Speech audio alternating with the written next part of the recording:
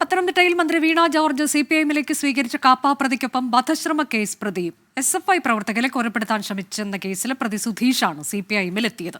2023 നവംബറിലാണ് കേസിനാസ്പദമായ സംഭവമുണ്ടായത്. ശ്രീജിത്ത് ശ്രീകുമാരൻ വിവരങ്ങളുമായി. ശ്രീജിത്ത്, ഈ അടുത്ത കാലത്ത് CPIഎമ്മിൽ ചേരുന്നവർക്കെതിരെയുള്ള ഇത്തരത്തിലുള്ള പരാതികൾ, ആരോപണങ്ങൾ അതൊക്കെ വ്യാപകമായി വരികയാണോ? ഇക്കുറി ഇപ്പോൾ ആരോപണം ഉയർന്നിരിക്കുന്ന SFI പ്രവർത്തകരെ തന്നെ കൊലപ്പെടുത്താൻ ശ്രമിച്ച കേസിലെ പ്രതി എന്നതാണ്.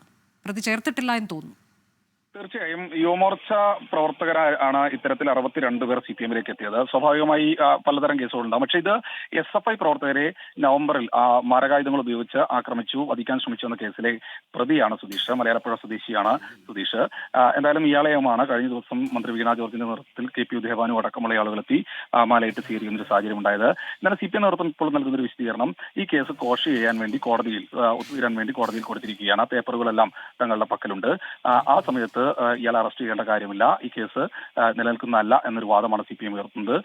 പക്ഷേ മറ്റൊരു വിഭാഗം പറയുന്നത് ഇത് കൃത്യമായ രീതിയിൽ CPIഎമ്മിലേക്ക് എത്തുന്ന ആളുകൾ പൂർണ്ണമായി ഇത്തരത്തിൽ ക്രിമിനൽ ബന്ധങ്ങളുള്ള ആളുകളാണ് എന്നാണ്. എന്തായാലും ഈ വിഷയത്തിൽ CPIഎം നേതാക്കളുടെ ഒരു പ്രതികരണം നമ്മൾ അല്പസമയത്തിനകം തന്നെ ലഭ്യമാക്കും. ഒരുപക്ഷെ ഈ പ്രതികളുടേതടക്കമുള്ള ആളുകളുടെ പ്രതികരണം നമുക്ക് ലഭ്യമാക്കാൻ കഴിയുമെന്നാണ് പ്രതീക്ഷിക്കുന്നത്. ശ്രീജിത്ത് ശ്രീകുമാരൻ, പത്തനംതിട്ടയിൽ നിന്നും.